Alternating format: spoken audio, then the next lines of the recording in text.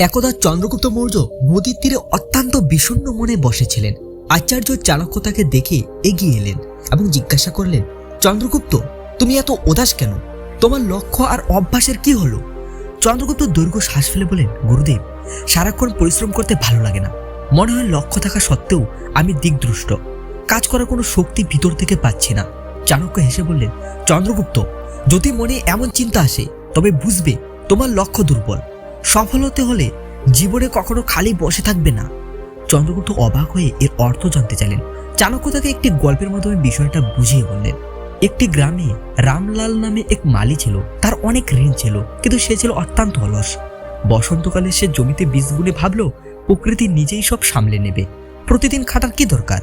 সে ঘরে শুয়ে বসে সময় কাটাতে লাগলো। অন্যদিকে তার প্রতিবেশীরা প্রতিদিন ভোরে উঠে জমিতে সেচ দিত এবং আগাছা পরিষ্কার করত।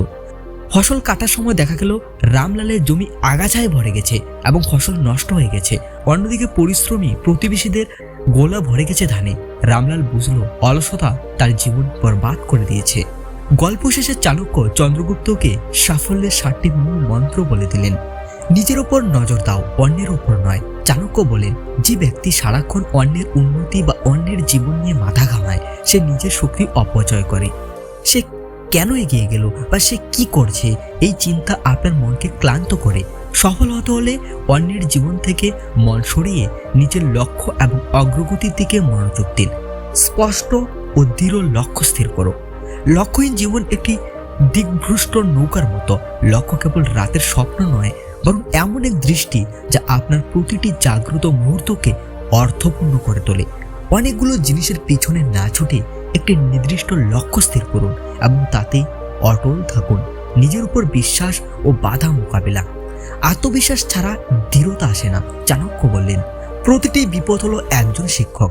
ব্যর্থতা আসবেই, কিন্তু তা থেকে শিক্ষা নিয়ে ভয় পেলে চলবে না। চাণক্য এবং চন্দ্রগুপ্ত যখন প্রথমবার নন্দবংশের কাছে পরাজিত হয়েছিলেন, তারা ভেঙে না পড়ে নতুন কৌশল তৈরি করেছিল। জীবন একটি অনন্ত যাত্রা।